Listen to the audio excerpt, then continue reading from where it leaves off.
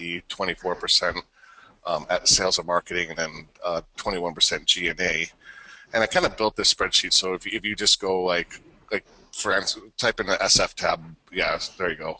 It'll automatically bust out your allocations at the Mm-hmm. bottom there.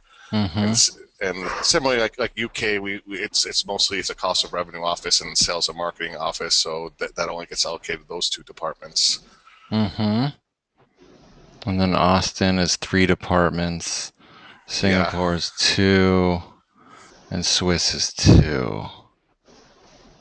So then in total, those is 220,000 and those are 220. I get it. Okay. So walk me through from a model. So it sounds like there's 2 allocations that happen: a facilities allocation and the CEO, IT, BizOps, HR allocation. Correct. The facilities allocation, is there a particular account that you're debiting and crediting, or from a GL standpoint, how should I make that happen on this Okay. side? Okay. So I know you're going to ask this question. I kind of gave you the big picture how it like because I summed up all the cost of revenue accounts, but I actually started building a spreadsheet that breaks down cost of revenue by each individual cost center. Because Ah, that looks like how you're wanting to allocate that. I kind of just gave you the big picture summary of sure. how all of cost of revenue, but I could resend you a spreadsheet. It's going to have a lot more detail, have by each individual cost center. So like cost of revenue, show you what goes into 2101 versus 2201 versus, and I think that'll be a better help for you guys because the way you're loading it up in adaptive is by individual cost center. Yeah, probably so. I mean, we can do it at the gap level too. I could do it at this high level, but then the gap P&L would never tie to the natural P&L. Okay, why don't I? I'm almost done with the spreadsheet that breaks it down by again by individual cost center. Okay. I'll send that over to you guys before I leave today. That'd be cool. That'll help a lot because that'll actually show me the accounts and the departments, and then I can just apply this headcount logic to it. And I think I could just replicate probably what you're building in that worksheet. Okay, cool. Question for you though, and Hmm. just to think, still at that high 50,000 level feet. Do Hmm. you So right now you're doing. I saw this, and this is where you are like adding heads and doing your calculation somehow Correct. to get to these percentages. Correct. Do we just want to like have a set of assumptions in adaptive that are essentially these every month? You have those? Yeah, I mean that's a good question because it's not a static number. It is kind of rolling based on where those head count are. I mean the mix is going to change throughout the year. The other I mean, alternative is we can actually use this personnel sheet to do this calculation for you, yeah, I right? think that would be the most accurate way to do it on a monthly basis. Because Because our accounting team runs this allocation spreadsheet every month. okay, So the mix is going to change. For example, let's say we hired you know 10 new salespeople in UK or something. That shift that breakdown is going to change based on the most current headcount. So sure. I think we should build it so it runs off the headcount report, the most current headcount report. Okay, cool. That's kind of what I was thinking too. So I will then, while you're working on that, I will work on the logic that will actually provide these percentage breakdowns for us from the Okay. personnel sheet and from the to be hired sheet, so that we can also forecast, a bunch of new heads that will change the allocation accordingly. I think that'll work Okay. fine. Cool. Um, so speaking of personnel, while we have Steve on the line too, Hey this is guys. Yeah. hey, this is done, and you guys should kind of audit this at some point. We took Yeah. that Okay. sheet and imported all this, and we are now calculating a whole bunch of good stuff here in the payroll and related section. So you'll see that I've got salaries now being forecasted. I've got bonuses being forecasted, Great. taxes, benefits, workers' comp. They all seem to trend pretty nicely. Yeah, Um, looks like it. Okay. so these are working. The to be hire sheet is empty, but when we have a headcount plan, we can load it into here. But but I'm kind of We do have a second half headcount plan. Matt, is that something we could send to these guys? Yeah, Is sure. yeah. Shoot that over to okay. me, and I'll suck it in here so we can just test that logic as Yeah, well.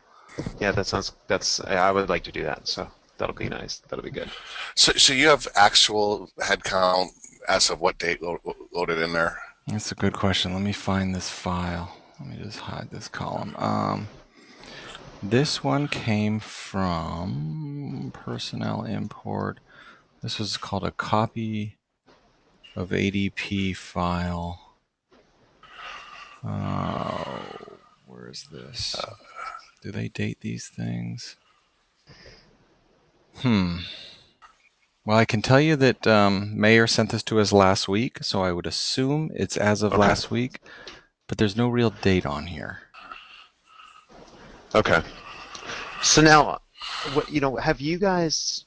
Is this an import template we can? Because obviously our headcount is changing fairly rapidly. Mm-hmm. I don't want to have to go in and enter everybody one by one, right? I Oh, mean, is yeah. there? No. You'll Is never it? have to do that.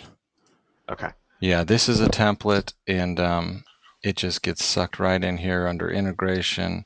You're going to import plan data into the personnel sheet, and you usually just replace everything that's there every Mm-hmm. month. Just a Yep. Okay. wham, upload the whole darn Okay. thing. And if you ever need more templates, they provide this one right here for you. Download template. So why would we import to plan, not actuals? Because technically, I know it's a little confusing use of the word plan here. It's just because in theory those are real users and we do have to plan them. So we are planning core, the actual full-time employees that you have right now. But then we're adding on top of that the future to be hires. Mm-hmm. So that's why we do it in two different sheets. So you can just get your ADP file once a month and do the import here. Yeah. And then under personnel to be hire, this is where we put all the Yeah. Yeah. Okay. future That's okay. guys. I get. Okay. Um.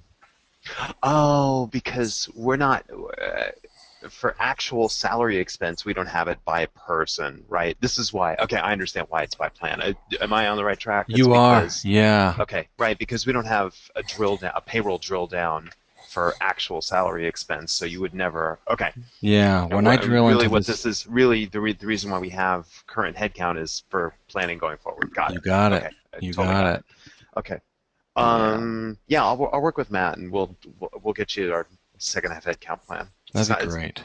yeah, it's not that many, but okay. I had one question on Sure. this. The first is I noticed, or have you guys been working on cost of goods sold? Because it's right now margin is 100%, which would be No, nice, but no, we um, haven't. In fact, you can see that this row's blank, so that's why yeah, this margin. Now we can take this out if you want. no, Um, no, I, I like it, okay.